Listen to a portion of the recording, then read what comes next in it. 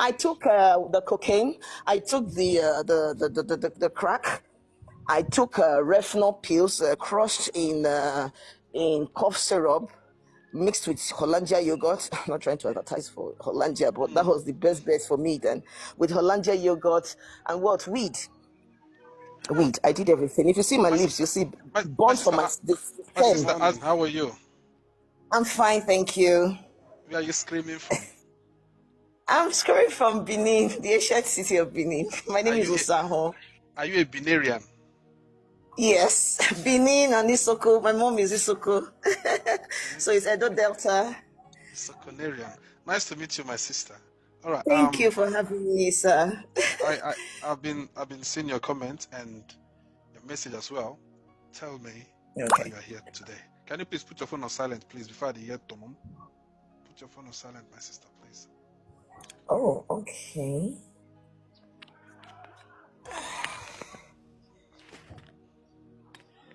Can you hear me?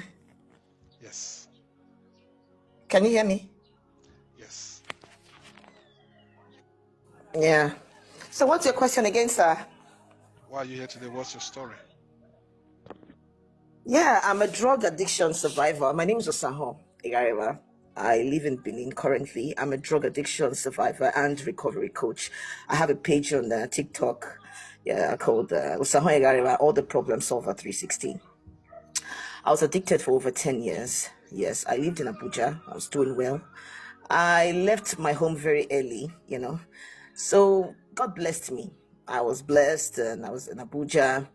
And then I met this guy who was my supposed first and the father of my and the father of my son at the moment, but he's remarried now. So he came, I relocated him from Lagos to Abuja. He lived with me. He said he was going to do a contract. I put all my monies in it. I just got my visa to Turkey then to brand my own shoes then at the time, to make my own shoes and then sell off. So I used all the money, pumped all the money in for his contract. And long story short, he said the contract was revoked and then we separated. I didn't know he had someone else he was going to get married to. Then later they paid him. I discovered this later on that they paid him and he used the money to marry another woman that he's married to now. So, long story short, I just keep cutting the story. Long story short, I got back. I was pregnant then when we separated. My son was 2 months old when he got married to another woman. The hotel we planned we were going to use everything. Long story short, it was a very terrible situation for me. I was breastfeeding then. My mom said, "Don't cry, oh, don't cry while you're breastfeeding." So I had to be strong for my kid. Then I was in school. I dropped out from Uni Abuja then to take care of my son. I lost 1 year. Then my mom said, when my child was 4 months, I should relocate back to Abuja to finish my studies in Uni Abuja. So I left my son. I was still lactating then. So, I struggled. I lost everything. I was then living in my car in Transcorp Hilton car park. From there, I'll be schooling, reading for my test, my exams inside my car. I was there at the car park when I saw the security man. They was like, "Madam, what is happening?" I said, "My boss is having a midnight A minute, meeting please. inside." Yeah. How did he get you into using drugs? We did not hear that. No, what caused it? Okay, what? Okay, what he did not get you Yeah, into? what What caused it? caused it? Yeah, the things. Yeah, so frustrations. Okay, I'm gonna cut a long story short. All the repeated frustrations and everything stopped working. Everything stopped working. Then peer pressure, youthful exuberance, so many things. So this is like an advice to all the ladies out there, you see, to encourage you as a woman. We go through heartbreaks and nobody has a stomach, to tame these things. No, everybody deals with pain in different ways. So it's just to encourage young women out there. Long story short, I got into this drug. I couldn't deal with it, the heartbreaks and everything, business, mid schooling, everything. But to God be the glory, I managed to finish my studies and then went into this thing fully, even when I was still doing my business because I was into snillery, snail farming, selling the processed snails, still trying to do all these things. Monies were coming in, but sometimes, off and on, nothing just worked. So I just told myself I'll relocate back to Benin. I started driving Uber. bolt with my car, and everything. And then my mom started, she became the one of the triggers. My mom, like that lady story, trust me, my mom is worse. Even when I've repented, because I gave my life to Christ in that community while I was taking that drug. Even when I'm here praying for people on the internet, she will come under my comments. I didn't even see that particular comment under in Facebook. Now, Losho, now, Colos, they here. Holy Spirit, not they here. That was her reply to people. My mother, she was the trigger. She will say all sorts of vulgar things, all sorts of hurtful things. My dad is like a puppet to her. I don't know why women like this end up with very quiet gentlemen. And now she does this with everybody. In fact, somehow she yanked my child off me. Of course, she had her own excuse that I was into drug abuse and then took my child away to meet the dad somehow. You understand? But if that's her reason, but she didn't even allow me have a personal relationship with the child even before I started taking drugs. That was still over 10 years. And now, to the glory of God, that boy will be almost 14 years now. Almost 14 years. Oh, God, so I'm saying, sir, over 10 years I was in the street, came to Benin too. She will say a sort of things. Your mates are married, see your life. You were doing this before this. You were doing this. Look at how you are. My darling, I'm 40 years now and I'm starting all over again. And to God be the glory. I am grateful that I am no longer in that place of brokenness. The trauma, the healing I had to heal. You see, it's a place where nobody goes to and comes out.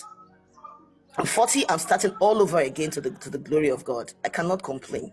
So I'm going to advise young people. You see, the heartbreaks. I've been a single mom. I've experienced every part of pain, from a how do you call it now, a narcissist mother, an emotionally unavailable father.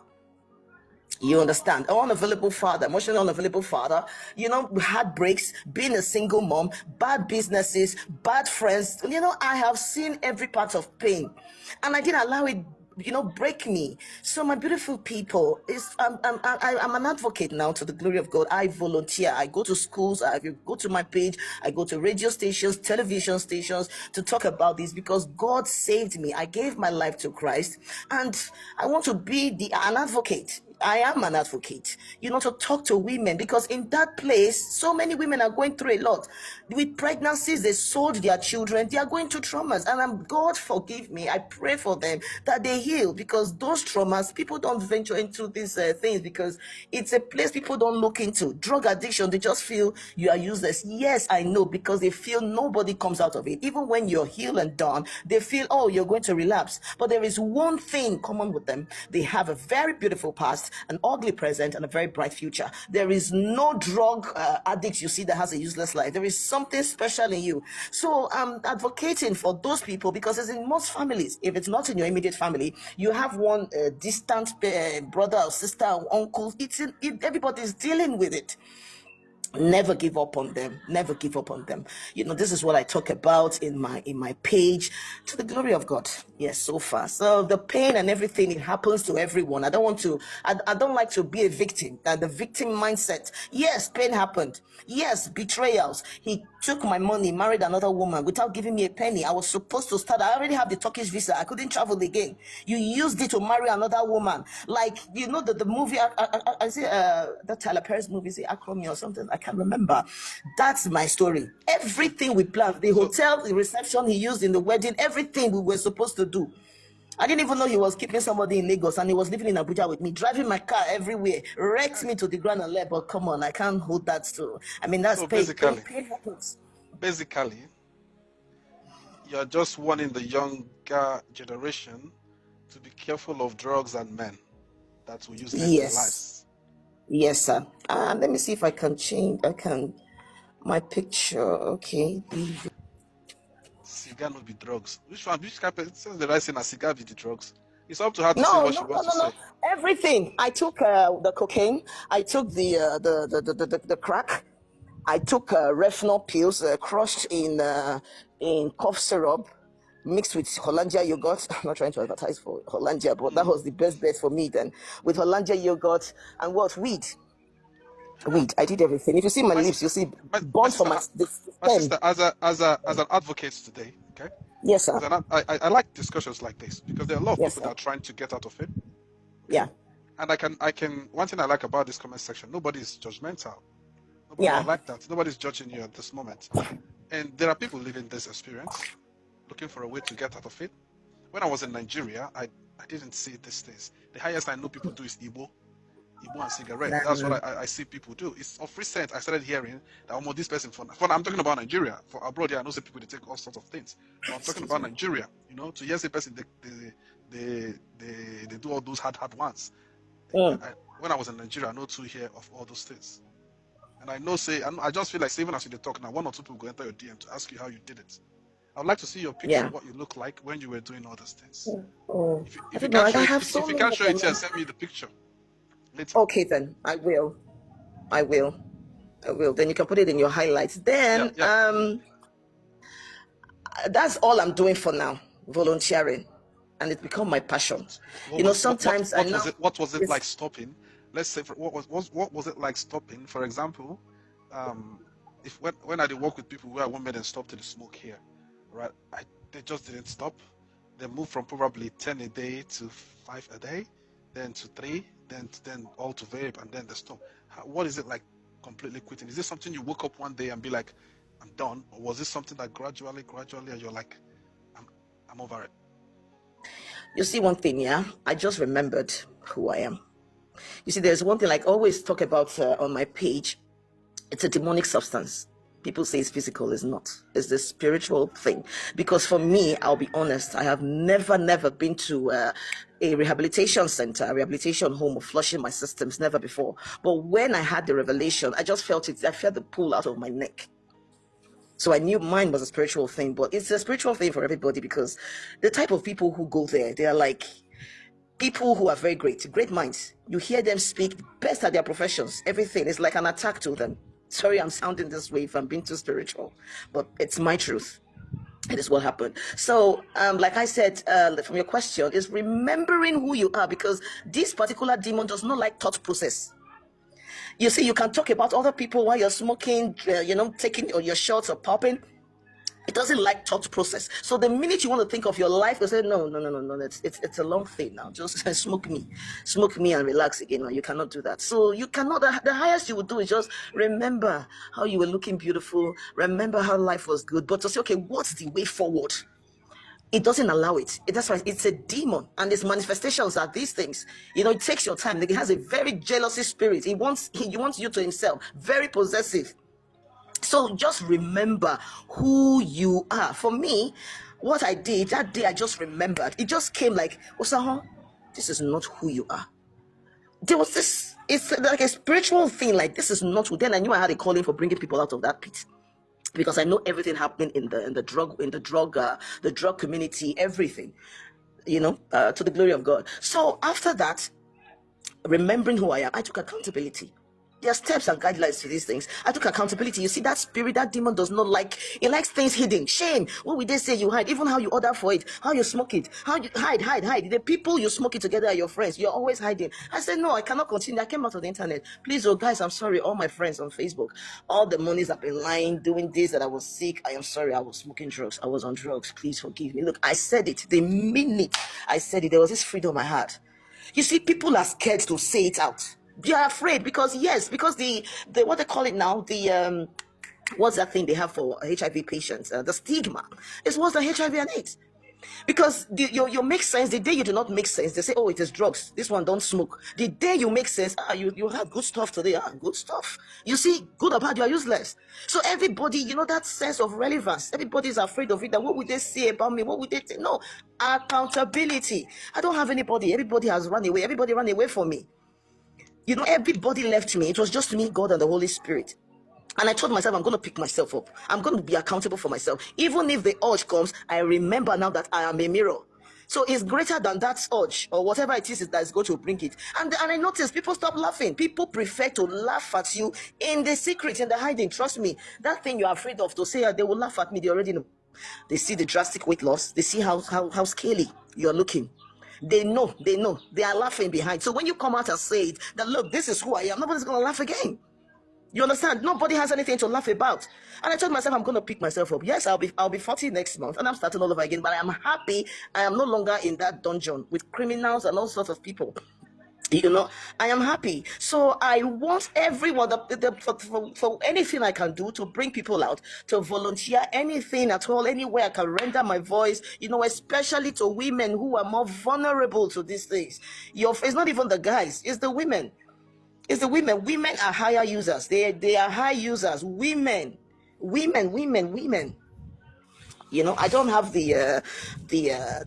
what's the ratio? How do they call it now? But I know the statistics. But based on your knowledge, women use it the most. Well, yes, and my experience over 10 years in it. We are high users now. It's women that consume it more. In fact, they have every reason to take it because they are more vulnerable. A lot of women in that community, they go into prostitution, having sex for 600 naira, 1,000 naira for, anything, and get pregnant for don't know who's, and then sell off these children, sell off the babies. That's another thing. That's another story for another day, for crime and the rest. For about 300,000, and then smoke that baby in 1 week. So many things. It happens, but these are people, even if you try to redeem them out of that place. Like for me, the greatest thing I'm suffering from is the regrets of the things that I sold, but there are limits to it, that I'm still regretting now, that I will need. And then imagine me now, God forbid, now being redeemed, and I'm now saying, where is that my baby then?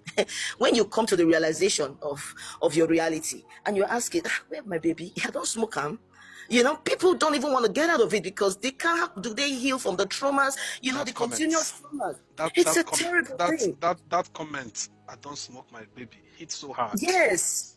And I'm here killing myself for the expensive phones that I sold. When I know I'm now doing contact now, I'm doing content, and I need a good phone to do what I'm doing, and I'm regretting, things that I did, and now imagine it, that beautiful baby. I don't sell them, I don't smoke them.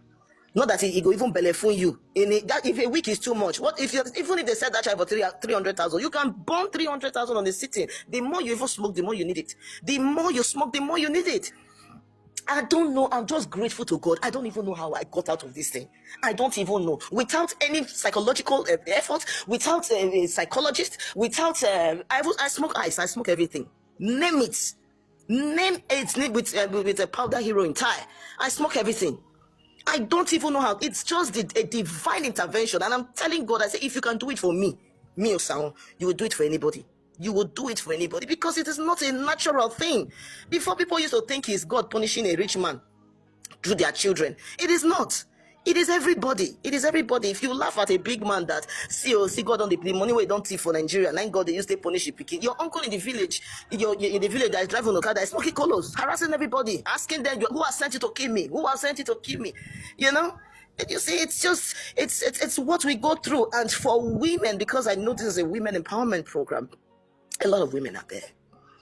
And guess what? We're all single. Most of us all of us are single mothers. Majority. I'm trying now to build a relationship with my kid. They yanked him off me. Well, I don't blame them. Well, they will say they had their own reasons. But to me, I was even playing my part as a mother. But it's now a blessing in disguise that he wasn't in that environment where things were really, really terrible with me.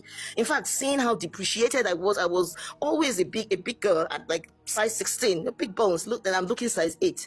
I'll send you my pictures. Just to correct the narrative, it seems like some people did not get the point of what you said. She's basically saying that there's a lot of single mothers out there that became a user, and during the process they became a single mother. She's not saying that all single mothers are users. She's saying there's a lot of sisters out there that started using, and it became a precipitating factor. In that drug community, all of us in the drug community are single mothers. That's what I'm saying. Not generally. No, I'm sorry if I didn't explain it enough. My sister, there's just one thing I want to tell you. Right? Thank you for using your past experience to change lives. Thank you. Not so many people do it.